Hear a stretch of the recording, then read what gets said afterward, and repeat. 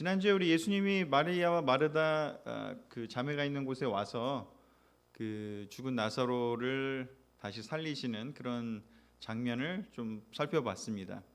그리고 나서 이제 유월절 엿새 전에 즉 예수님의 마지막 그 주간이 이제 곧 시작되기 바로 전에 베다니로 다시 가십니다.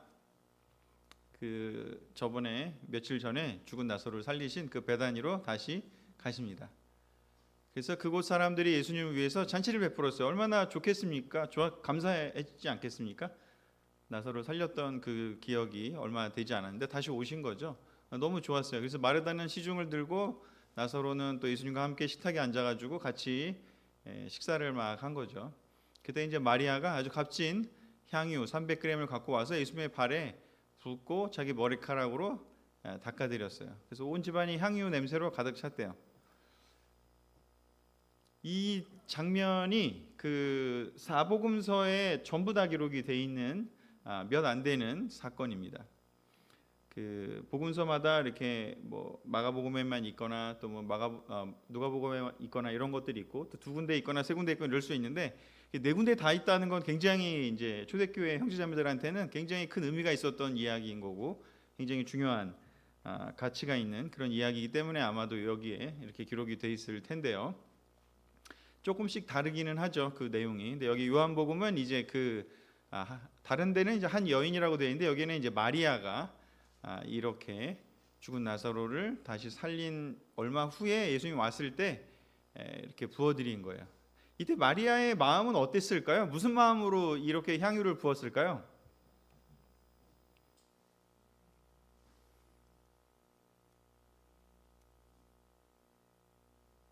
아시면서 말씀 안 하시기로. 아마도 그 자기 오빠를 살려준 거에 대해서 너무 고맙지 않았을까요?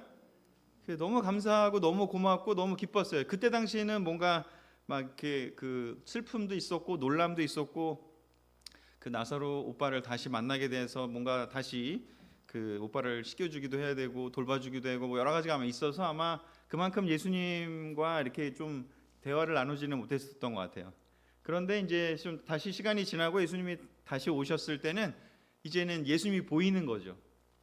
이제는 그때는 예수님이 잘 안 보이다가 이제 예수님이 좀 보이게 된 거죠. 나사로에게 집중했을 가능성이 크고 본인들의 슬픔 뭐 그런 거에 집중했을 가능성이 큰데 다시 오시니까 너무 기뻐서 300g이 됐던 하여튼 자기가 아마도 시집가려고 모아놨을지도 모르는 아주 소중한 그 향유 옥합을 깨뜨려서 예수님께 닦아드렸어요. 마리아의 마음은 그냥 예수님께 너무 감사를 표현하고 싶고 너무 고마워서 그렇게 한 거죠. 근데 이때 이제 가룟 유다가 이걸 보고 이 향유를 300데나리온이나 되기 때문에 이걸 팔아서 가난한 사람을 주지 왜 안 줬냐라고 이제 뭐라고 하죠. 지난주도 말씀드렸지만 이 벳아니 그래서 그 가난한 사람들이 모인 동네라서 특히 더 가난한 사람이 많았던 작은 동네였기 때문에 이 300데나리온이면은 그 동네에 가난한 사람들을 많이 도울 수 있는 그런 특별한 금액이 됐을 겁니다. 그래서 가룟 유다는 이제 그렇게 얘기를 하죠. 하지만 이제 예수님은 내버려 두라고 얘기를 합니다. 그 가룟 유다 보고 내버려 둬라. 그녀가 이 장유를 간직해서 이렇게 나한테 부어준 것은 내 장례를 위한 것이라고. 즉 이제 이 마리아의 마음은 예수님을 그냥 너무 감사하고 고마워서 예수님께 너무 감사하고 고마워서 예수님을 기쁘게 해드리고 싶고 좀 보답을 해드리고 싶어서 이렇게 했다면 마리아는 그렇게 했다면 예수님은 사실 이거를 다르게 또 해석한 거죠.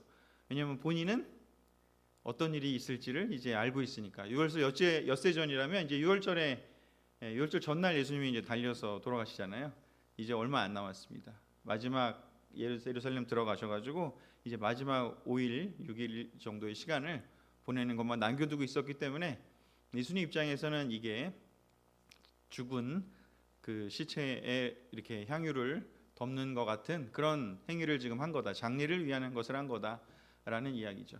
여기 마리아의 마음도 다르고 또 가룟 유다의 마음도 다른데 예수님의 마음은 어땠을까를 저는 생각을 해보면서 참 이렇게 성경을 이렇게 들어가서 이렇게 좀 여유가 물론 있다면 우리가 사실 여유가 없을 가능성이 크지만 여유가 좀 있다면 좀 깊게 성경 들어가서 이렇게 예수님의 마음 속으로 이렇게 들어가는 것. 예수님의 마음은 어땠을까? 굉장히 좀 뭔가 내 인생에 앞으로 일주일도 안 남았다는 그런 걸 우리가 알고 있다면 우리는 어떨까를 생각해 보면 좀 예수님의 마음이 좀 어땠을까? 뭔가 나만 알고 있는 뭔가 그 어떤 마음들이 있지 않았을까? 감정도 있을 것이고 생각했던 것. 그래서 이 이야기를 마태복음인가요? 마가복음에는 이 여인의 이 이야기를 꼭 기록을 해갖고 이 복음이 이야기가 복음이 전해지는 곳마다 전해지게 하도록 하기를 바란다, 이런 표현까지 있거든요. 그래서 항상 제자들이 그 얘기를 들었기 때문에, 예수님이 그렇게 한 얘기를 들었기 때문에 4개 복음서에 모두 넣어서 이제 넣은 거죠. 그래서 이런 것처럼요, 우리는 우리의 마음에 좀 집중하기를 좀 자연스럽잖아요. 내 마음이니까 좀 나 위로받고 싶고, 또 아니면 내가 이렇게 속 시원하게 대화하고 싶고, 좀 내 마음을 좀 누가 알아줬으면 좋겠고, 뭐 회사 동료들과 일할 때도 착착 이렇게 알아줘가지고 잘 처리되면 너무 좋고, 또 부부 관계든 모든 그 가족 관계든 친한 친구 관계든 이렇게 내 마음들이 잘 알아두면 참 좋은 것 같아요. 근데 만만치가 않죠, 지금 보면. 그래서 이 부분인 것처럼 좀 오늘 사순절이기도 하고 예수님의 부활에 가는 그 여정에 있어서 오늘은 우리가 예수님의 그리스도의 마음, 앞에 보여드린 것처럼 그리스도의 마음에 대해서 좀 더 깊게 한번 생각해보는 한 주를 보냈으면 좋겠습니다. 이 시간을 보내고 나면 이제 예수님의 마지막 일주일 고난 주간을 함께 또 보내게 되는데요. 그래서 그리스도의 마음에 대해서 오늘 살펴볼 거고요. 예수님의 이렇게 여기에 있는 마음들이 어떨지 한번 생각해봤다면, 이제는 오늘 이렇게 보고 싶은 본문은 예수님이 스스로 본인의 마음을 설명한 구절이 있어요. 여러분도 여러분의 마음, 나는 내 마음이 어떻다, 이렇게 설명할 수 있는 시간들이 종종 있을 텐데, 예수님도 성경에 복음서에 보면 내 마음이 어떻다라고 표현한 구절이 있는데요. 굉장히 저는 그 구절에 흠뻑 빠져서 이번 주를 보내고 있습니다. 그 구절은 뭐냐면 마태복음 11장 29절에서 30절입니다. 같이 읽어보겠습니다. 오늘의 주제 구절입니다. 시작. 나는 마음이 온유하고 겸손하다. 내 멍에를 메고 내게 배워라. 그러면 너희 영혼이 쉼을 얻을 것이다. 아멘. 이 구절을 읽으면서 너무너무 제 마음 속에서도 이 예수님의 마음 속으로 좀 너무 들어가고 싶다라는 생각이 들었습니다. 스스로의 마음을 딱 이렇게 표현할 때 온유하고 겸손한 마음이라고 딱 예수님은 얘기를 하세요. 너무 놀라운 마음 아닙니까? 우리 모두 사실 갖고 싶은 마음. 예수님이기 때문에 가능하기도 하겠지만 물론, 근데 도대체 예수님은 스스로의 마음이 그렇다라고 얘기를 하시는데, 우리는 이렇게 말할 수 없지만 예수님이 이렇게 말씀하시는 걸 보면서 예수님의 마음 안에 담긴 게 뭐냐면 온유와 겸손이 담겨 있다라고 얘기를 하는 거죠. 온유와 겸손이 담겨 있대요. 도대체 이 온유와 겸손이 정말 그냥 이 시대에 내가 알고 있는 많이 들었던 그냥 그 단어인가, 그 뜻인가를 한번 또 찾아보고 싶다는 생각이 들었고요. 아까 우리 후모 형제님께서 얘기하셨지만 뭐 라이프니츠뿐만 아니라 뭐 많은 사람들이 얘기를 합니다. 단어는 각 사람마다 의미가 다 다르고, 또 각 사람마다 똑같은 걸 봐도 다 느끼는 게 다르다는 것처럼, 이 온유하고 겸손하다라는 말이 정말 사실은 우리가 지금, 저도 이렇게 앞으로 보여드리고 같이 탐구하겠지만, 우리가 묵상하면 묵상할수록 사실 예수님이 얘기한 그 진짜 표현에는 우리는 아마 다다르지는 못할 거예요. 예수님이 정말 내 마음이 온유하고 겸손하다고 했을 때에 그 예수님이 얘기한 정도까지는 아마 우리는 도달하지 못할 거예요. 하지만 그래도 조금 궁금해하면서 탐구해 본다면, 그 마음의 깊이를 조금이라도 맛볼 수 있다면 너무 놀랍지 않을까라는 생각이 들면서, 아마도 평생을, 앞으로 남은 시간도 더 예수님의 마음이 온유하고 겸손하다, 그 마음 안으로 들어갈 수만 있다면 너무 좋겠다라는 생각이 너무 들었는데, 그래서 한번 그 부분을, 왜냐하면 이게 되게 중요한 게 뭐냐면 예수님은 스스로 그렇게 얘기해놓고, 그리고 예수님께로 와서 배우라고 얘기를 했고, 그러면 어떤 일이 벌어지냐? 우리 영혼이 쉼을 얻을 거래요. 다른 말로 하면 우리 영혼이 구원받을 거라는 말이기도 하고요. 쉼을 얻을 거래요. 영혼이 쉼을 얻는다. 너무너무 놀라운 축복이잖아요. 은혜잖아요. 근데 그것의 시작이 어디냐면 예수님의 마음이라는 거죠. 예수님이 여기서 너희는 온유하고 겸손해라. 그러면 너희 영혼이 쉼을 얻을 것이다 라고 얘기하지 않았다는 거죠. 근데 그렇게 얘기한 것처럼 우리는 살잖아요. 사실은 그렇게 못하면 뭔가 안 좋을 것 같고. 근데 예수님이 얘기한 건 여기에 우리가 뭘 하라는 얘기는 없고요. 그냥 예수님이 그렇다라고만 얘기하셨어요. 그리고 그 안에 들어와서 배우라고, 살으라고 얘기하고 있어요. 거하라고.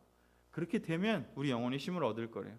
우리 성품이 어떻게 변하거나 아니면 우리가 뭘 하라가 아니라 그냥 예수님 안으로 들어가라는 거죠. 그러면 우리 영혼이 쉼을 얻고 구원을 얻을 거라는 거죠. 가장 우리에게 필요한 것이요. 우리 영혼이 쉼을 얻고 구원을 얻는 것이요. 그 길로 가는 첫 번째가 바로 예수님의 마음속으로 들어가는 겁니다. 예수님의 마음속으로 들어가는 훈련을 하는 것이 어쩌면 크리스찬 삶의 긴 여정 중에 한 중요한 부분이 아닐까라는 생각이 듭니다. 첫 번째는요, 그리스도의 마음 안으로 들어갑시다 라는 주제를 저는 먼저 말씀을 드리고요.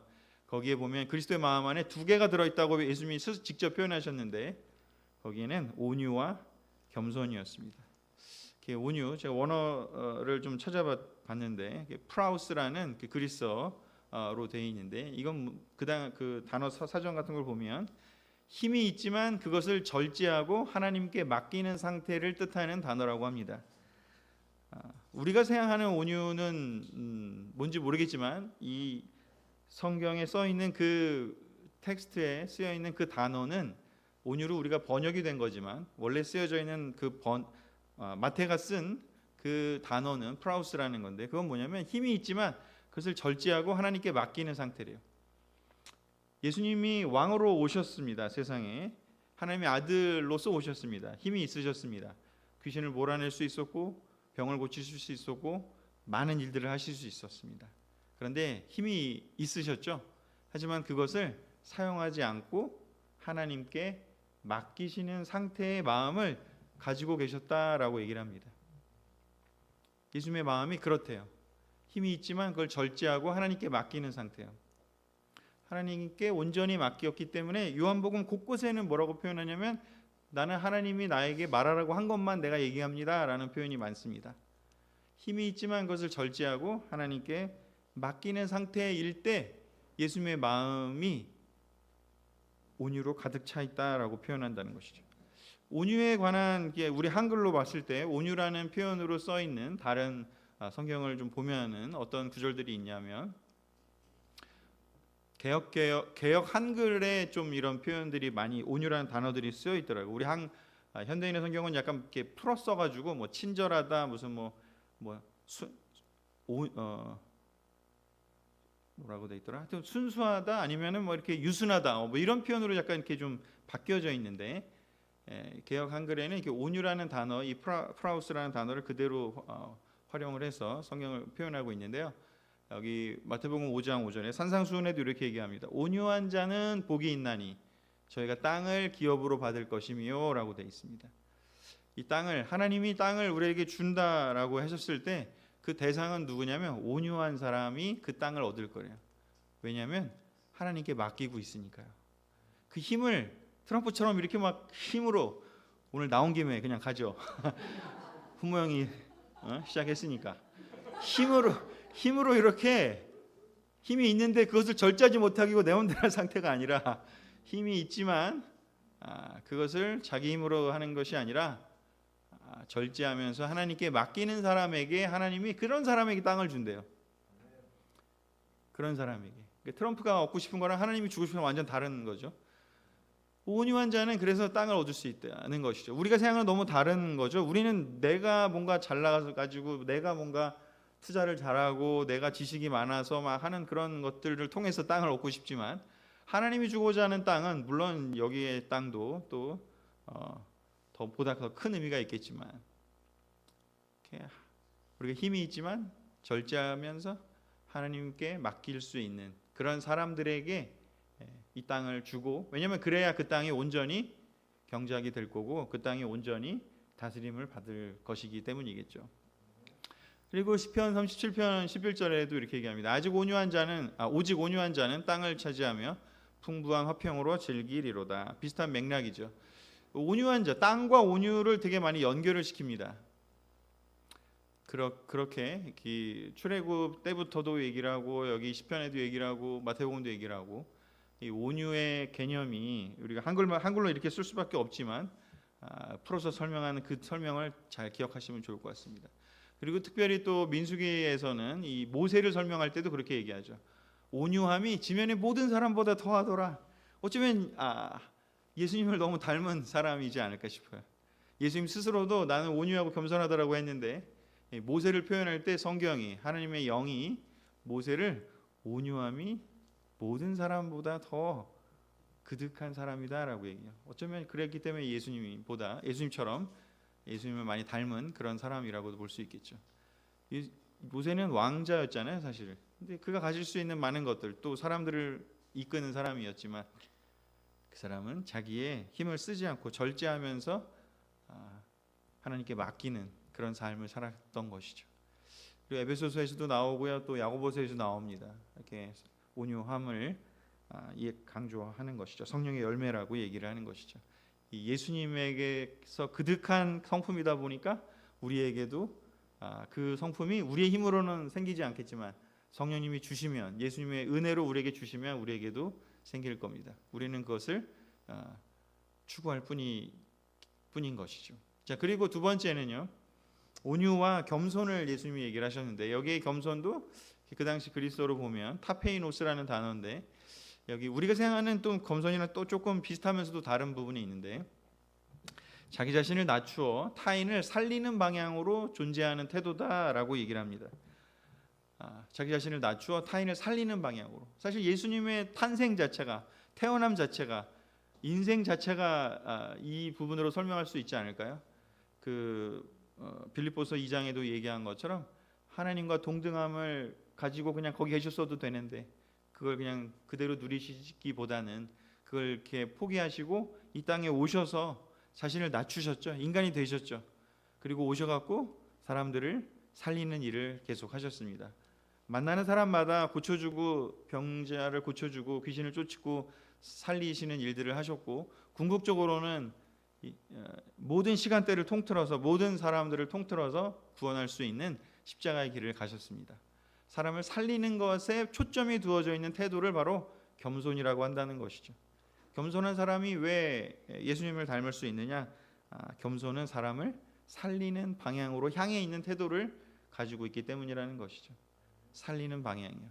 그러게 예수님의 마음에는 이 온유와 하나님께 맡기고 힘이 있지만 쓰지 않고 또 자신을 낮추고 타인을 살리는, 주위에 있는 사람들을 살리는 방향으로 갖고 있는 그 마음이 그득했기 때문에 예수님은 너무나 마음속이 풍요롭고 너무 채워져 있지 않았을까라는 생각이 듭니다. 그래서 이런 마음을 가지고 계셨다라고 얘기를 하고요. 그래서 그 온유하고 겸손한 그 예수님이 하셨던 일이 뭘까를 보면 사람을 살리는 태도가 있다 보니, 그리고 하나님이 주신 그 능력으로 뭐를 했냐를 보니까 길 잃은 양을 찾아다니셨습니다. 그 누가복음에 그 비유가 있죠. 예수님이 길 잃은 양을 찾아다녔다. 99마리를 놔두고 그 한 마리 잃어버린 양을 찾으러 온 산을 헤매시는 분이 예수님이셨다는 것이죠. 온유함과 겸손함이 있었기에 예수님은 길 잃은 양을 찾아다니셨습니다. 그리고 여러분들도 그 길 잃은 양이셨을 때가 있으셨고 그때 예수님께 찾아짐을 당하신 것이죠. 우리가 예수님을 선택했다라고 생각하기 쉽지만 예수님이 우리를 찾아다니셔서 우리를 만나 주셨습니다. 그리고 죄인이라고 불리는 사람들을 찾아가서 함께 식사하셨습니다. 사람들은 죄인하고는 어울리고 싶어 하지 않잖아요. 세리와 창녀라고 불렸던 그 죄인들을 늘 찾아다녀서 거기서 식사하면서, 그래서 그 잘난 바리새파 사람들한테 이 죄인들하고 식사하는 저런 사람이라고 비난을 받을 정도로 그 죄인이라고 불리는 사람들, 하나님은 사실 죄인이라고 부르지 않으셨죠. 죄인이라고 불리는 사람들을, 즉 사회적으로 인정받지 못했던 사람들을 찾아가서 함께 식사하시는 그런 모습이 나타나셨습니다. 그리고 또한 간절한 마음으로 도움을 요청하는 사람들의 이야기를 한 번도 거부하신 적이 없습니다. 예수님이 계획하신 그 사역의 길이 있으셨죠. 3년 동안 어떻게 행동하고 또 예루살렘을 어떻게 가고 십자가 지는 그 길까지의 여정이 있었지만 그 중간중간에 갑자기 튀어나오는 어린아이든 아니면 눈먼 사람이든 안전뱅이 사람이든 뭐 피 흘리는 여자건 뭐 누구건 간에 백부장이든 누구든지 간에 간절한 마음으로 예수님을 부르는 사람들에 대해서는 잠깐 멈추시고 그 사람들과 대화하시고 막지 말라고 얘기하시고 그들의 이야기를 듣고 도움을 주셨습니다. 그리고 궁극적으로는 하나님의 나라를 선포하셨고요. 그리고 계속해서 확장해 나가고 계십니다. 그것은 살아계실 때뿐이 아니라 부활하시고 돌아가셔서 승천하시고 난 이후에도 계속 그 일을 하고 계십니다. 하나님 나라가 계속 확장되고 있습니다. 지금도 계속해서 확장되고 있습니다. 선진국에서는 좀 오히려 하나님을 모욕하고 또는 부정하고 뭐 무신론자가 많이 늘어나는 것 같지만 전 세계적으로 보면 하나님 나라는요 계속해서 확장되어 가고 있습니다. 왜냐? 사람들이 교회가 뭘 하고 안을 떠나서요 길 잃은 양을 찾아다니시는 그 일을 계속하고 계시기 때문입니다. 남반구의 뭐 아프리카든 뭐 남아메리카든 남반구 지역이 지금 계속해서 훨씬 더 아주 빠른 속도로 지금 많은 그런 성령의 역사가 벌어지고 있습니다. 다른 여러 자료들을 보면 전 세계적으로 보면요 계속해서 확장되어 나가고 있습니다. 우리도 이 하나님 나라 안에 들어와서 이런 삶을 살고 있지만 계속해서 하나님은 그 잃어버린 양들을 계속해서 찾아다니시고 계신 것이죠. 자, 두 번째는 그렇게 해서 예수님이 이런 마음이셨다면 그냥 예수님의 이 마음에 우리가 들어가는 것이 되게 중요하다라는 이야기를 두 번째 또 하신 것이죠. 내 멍에를 메고 내게 배워라 라고 얘기를 하셨습니다. 내 멍에를 메고 내게 배워라. 너희가 되어라가 아니라 배워라 라고 얘기했습니다. 맬 거는 매야 되긴 하죠. 그 예전에도 얘기 드렸지만 이렇게 예수님의 멍에 예수님과 이렇게 같이 함께 이렇게 짊어지는 그 멍에를 얘기를 하는 것이죠. 예수님과 나란히 함께 지는 멍에죠. 배우라고요. 내가 예수님이 가지신 그 마음 속으로 들어와서 배우라는 겁니다. 배우기를 멈추지 말라는 겁니다. 내 멍에를 메고 배워서 너희들도 오냐고 겸손해라라고 얘기하신 게 아니라는 겁니다. 배워라라고 얘기하십니다. 배우는 자세를 끝까지 가져라.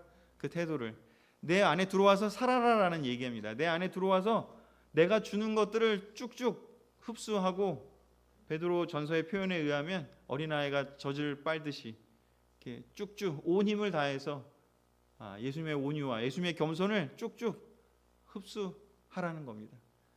요한복음 15장 3절에서 5절은 이렇게 이 내 멍에를 메고 내게 배워라를 다른 식으로 예수님이 또 설명을 하셨는데요. 같이 읽어보겠습니다.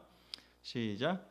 너희는 내가 너희에게 일러준 말로 이미 깨끗해졌으니 내 안에서 살아라. 나도 너희 안에서 살겠다. 가지와 포도나무에 붙어있지 않고서는 스스로 열매를 맺을 수 없듯이 너희도 내 안에 있지 않으면 열매를 맺지 못할 것이다. 나는 포도나무이고 너희는 가지다. 사람이 내 안에 살고 내가 그 사람 안에 살면 그는 많은 열매를 맺는다. 나를 떠나서는 너희가 아무것도 할 수 없다. 아멘. 예수님이 얘기하는 거는 예수님 안에 살으라는 겁니다. 예수님하고 연결되어 있어서요. 예수님한테 에너지를 공급받으라는 겁니다. 예수님이 포도나무니까 예수님께 붙어서 공급받으라는 겁니다. 스스로 열매 맺으려고 애를 쓰는 것이 아니라 열매는 자연스럽게 그냥 맺혀지는 거고 그건 나무가 할 일이고 가지가 할 일은 뭐냐? 예수님이라는 포도나무에 제일 잘 끝까지 잘 붙어 있어서 연결되어 있는 겁니다. 사람이 내 안에 살고 내가 그 사람 안에 살면 그는 많은 열매를 맺는다고요. 예수님이 우리 안에 들어와 살고 싶은데요. 우리가 연결하지 않으면 연결해서 예수님이 들어올 수 있도록 계시록의 표현에 의하면 이렇게 문을 여는 거죠. 예수님이 이렇게 문을 두드리고 있다고 하잖아요. 네가 문을 열면 내가 들어가서 너와 더불어 먹고 살 것이다 라고 얘기를 하잖아요. 그런 것처럼 내 안에 예수님이 살고 싶어 하세요. 근데 그러려면 우리가 문을 열어드려야 되는 것이죠. 온유하고 겸손하신 그 예수님이 우리 안에 들어올 수 있게 해드려야 돼요. 근데 들어오지 않은 상태에서 그냥 내 힘으로 뭘 하면요 안 된다는 것이죠. 이 성령의 열매가 맺혀질 수가 없는 것이죠. 성령의 열매를 우리가 맺으려고 애를 쓰고 싶고 원할 수 있겠지만 그것이 먼저가 아니라 중요한 건 뭐냐?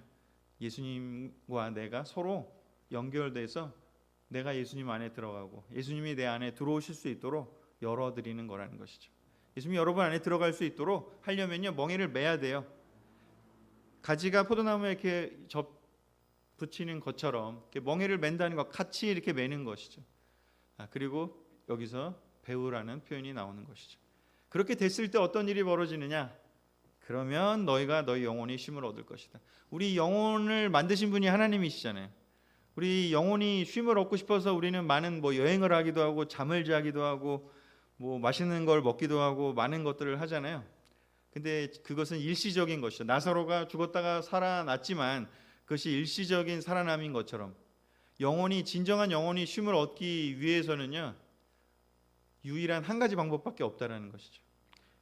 여행 갔다 오면 기분은 좋지만 사실은 여행 갔다 와서 기분 좋은 것보다 가기 전에 준비할 때 너무 기분 좋지 않나요? 준비할 때. 근데 갔다 오면 일시적으로는 기분 좋지만 영혼이 잠깐 쉼을 얻지만 또 그것도 피곤해요. 그리고 또 여러 가지 아까 얘기한 많은 것들을 우리가 할 수 있지만 잠을 자도 영혼이 쉼을 얻을 수 있고 피곤이 풀릴 수도 있고 많은 것들이 있지만 진정한 영혼의 쉼은요, 아까 나온 것처럼 예수님의 마음속으로 우리가 들어가고 그 예수님이 우리 마음 안으로 들어오시는 것, 그것이 유일하게 우리 영혼을 온전히 쉬게 해주고 또 영혼이 올바른 길로 회복할 수 있도록 해주는 유일한 길이라고 예수님은 선포하고 계시는 겁니다. 그러기에 우리의 영혼이 쉼을 얻기를 예수님이 너무 원하셔서 이런 말씀을 하셨고 또 많은 그 일들을 하신 거죠. 본인의 그 온유함과 겸손함을 많은 사람들에게 알려주시고 그 예수님의 마음을 우리에게 넣어주시기 위해서 많은 일들을 하셨고 지금도 성령님을 통해서 하고 계십니다. 그런데 이 방해꾼이 있죠. 이번 사순절 지금 시리즈에서 가장 또 많이 얘기했던 것이 뭐냐, 이 사탄이라는 우리 이 영혼이 쉼을 얻는 걸 방해하는 세력이 있습니다.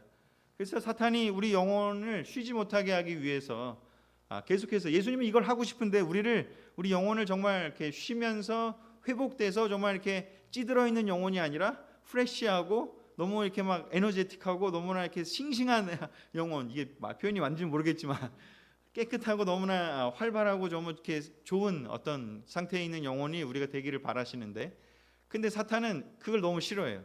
우리 영혼이 망가지기를 원해요. 그래서 하는 일이 무엇이냐? 복잡하고 분주하게 만듭니다. 불안하고 두렵게 만들고요, 우리를 죄 가운데로 들어가게 하고 궁극적으로는 그래서 결국 어떻게 해요? 예수님을 떠나가게 만드는 것이죠. 가지가 포도나무에서 이렇게 떨어지게 만드는 거죠. 예수님의 그 연결되어 있는 그 연결이, 그 멍에를 쥐고 있다가 에이씨 나 이거 안 해 이러고 그냥 벗어 제껴버리고 예수님과 분리되는 일을 하게 한다는 것이죠. 예수님의 마음을 생각할 겨를이 없어요. 내 마음이 너무 괴롭고 내 마음이 돌봐줘야 되고 내 마음이 너무 힘드니까 그렇게 만드는 것이 바로 사탄이 하는 일들이죠. 물론 이렇게 우리가 어떤 좋은 마음으로 집중해 갖고 뭔가 일할 때 복잡하고 분주한 건 괜찮아요. 그걸 뜻하는 건 아닙니다. 너무 잘 아시겠지만, 하지만 이것도 아니고 저것도 아니고 이렇게 막 두 마음 세 마음이고 막 이렇게 복잡해져 가지고 어쩔 줄 몰라서 복잡해지는 것을 얘기를 드리는 겁니다. 복잡하고 분주하게, 마음이 복잡하고 분주하면요, 내 마음도 모를 뿐더러 예수님의 마음에 들어갈 여력이 없어지는 것이죠. 그렇죠? 우리가 예수님이 이렇게 얘기하셨는데 그 마음에 들어갈 수가 없어요. 그 마음속에 우리가 먼저 들어가고 또 예수님이 우리 마음에 들어와야 되는데 내 마음이 복잡하게 분주하면요, 마음을 딱 방어하고요, 아무도 들어오지 마, 내 마음에 아무도 들어오지 마, 내가 할 거야, 내가 케어할 거야 하면서 나 스스로의 방법으로 케어될 때까지는요 열지 않습니다. 불안하고 두렵게 하는 것도 마찬가지고, 죄가 있다면요 그 어둠이 생기는 거잖아요. 그 안에 사탄이 우리 영혼이 이 예수님과의 연결을 끊어내고 싶은 여러 가지 일들이 바로 이런 것들이라는 것인 것입니다. 그래서 우리 이번 한 주는 남은 시간 동안 이 구절을 우리 다 같이 마음속에 새기고 외웠으면 너무 좋겠습니다. 깊이 묵상했으면 좋겠고요. 여러분도 예수님이 얘기한 것처럼 이 예수님의 마음속으로 이렇게 들어가는 것 깊이 묵상하고 예수님의 이 온유함과 겸손함을 함에 쑥 그냥 들어가서요, 그냥 흡수하시는 거죠. 그냥 받아들이시는 거죠. 우리는 제가 사실은 연초에 매번 우리 교회에서 그거 하잖아요. 뭐 이렇게 적어내라는 거요. 여러분이 혹시 저를 위해 기도하셨던 그 리스트 보면 기도하신 분 아시겠지만 제가 매년 이거 적어내거든요. 온유한 거, 온유하고 친절하고 이런 거 매년 해도 안 되더라고요. 근데 제가 착각했던 것 같아요. 내 힘으로 하고 싶었는데 내가 노력하면 된다고 생각했는데 아니더라고요. 성경 읽으면 읽을수록 이거는 그냥 예수님이 그런 거지 나보고 이걸 하라고 한 게 아니라 그냥 예수님 거를 나한테 트랜스퍼 그냥 이렇게 전해 주시겠다. 전도, 복사, 대류 뭐 이런 걸로 하여튼 간에 우리한테 넘겨주시겠다는 뜻이지 내가 뭔가를 해갖고 생기는 게 아니라는 것을 깨달으면서 좀 이 구절이 저에게 도움이 됐고 내년부터는 그걸 쓰지 않으려고 결심하게 된 그런 구절이었던 것 같습니다. 그래서 여러분들도 이렇게 외우시고 또 묵상하시면서 예수님의 마음속으로 푹 들어가시는 한 주 되기를 바라면서 말씀을 마치겠습니다. 아멘.